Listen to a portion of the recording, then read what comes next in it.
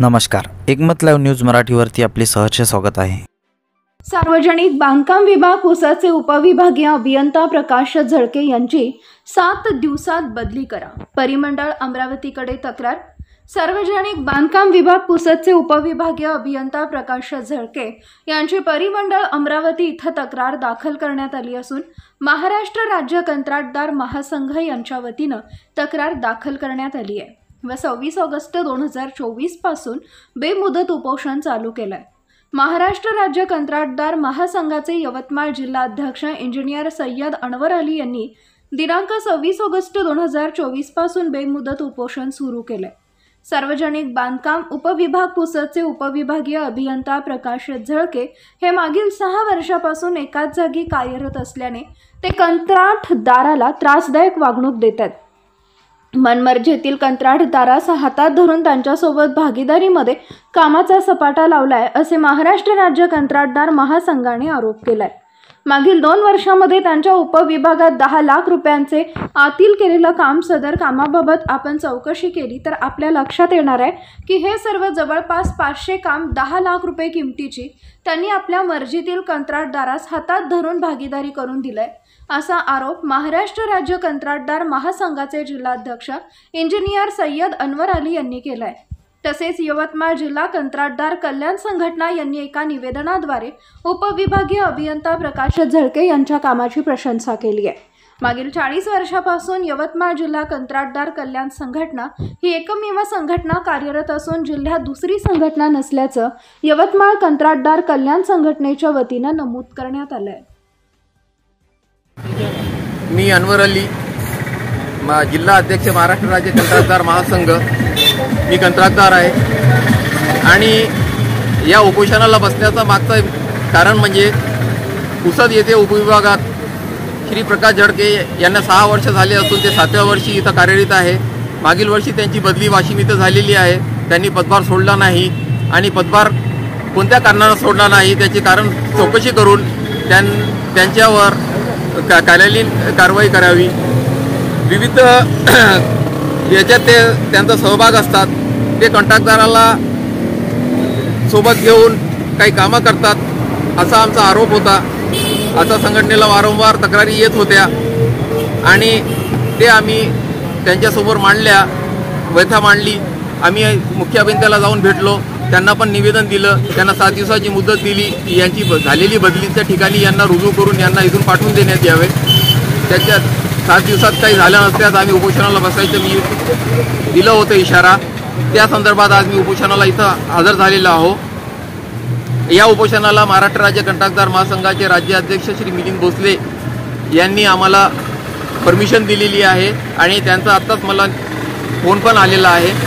आणि महाराष्ट्र राज्य कंत्राटदार महासंघ हे 2018 पासून मी इथं यवतमाळ जिल्ह्यामध्ये कार्यरत आहे। ही संघटना विविध पत्रव्यवहार आहे या संघटनेचे। 2018 पासून एवढे पत्रव्यवहार आम्ही या संबंधित कार्यालयासोबत केलेले असून ही संघटना जिवंत संघटना आहे। मुख्य अभियंता, अधीक्षक अभियंता, कार्यकारी अभियंता यांनी मला जिल्हा अध्यक्ष असे संबोधित करून माझ्याशी पत्रव्यवहार केलेले असल्यामुळे ही संघटना कार्यरत आहे आणि जिवंत संघटना आहे। या जिवंत संघटनेचा मी जिल्हा अध्यक्ष इथं उपोषणाला बसून आहो। यापुढे यांची बदली न झाल्यास आम्ही अजून उग्र आंदोलन करू, लोकशाही मार्गानेच करू। आता झळके साहेबांच्या बाबतीत जसं तुम्ही बोलले की त्यांचे इतर कॉन्ट्रॅक्टर यांच्यासोबत पार्टनरशिप आहे, याबाबत हित संबंध आहे। हित संबंध म्हणजे तेच म्हणावं लागेल ना की त्यांच्या संबंध म्हणजे काय? त्यांनी 10 लाखाचे जे कामं आहेत, माझा असा स्पष्ट आरोप आहे की मागील 2 वर्षातले 10 लाखाचे 400-500 कामं या इथं झालेले आहे पुसदला। ते सर्व 10 लाखाचे कामाची आपण चौकशी केली तर ते सगळे 10 लाखाचे कामं एका विशिष्ट कॉन्ट्रॅक्टरच्या नावानंच काढलेले आहे आणि ते कामं वजादारानं नाही आहे।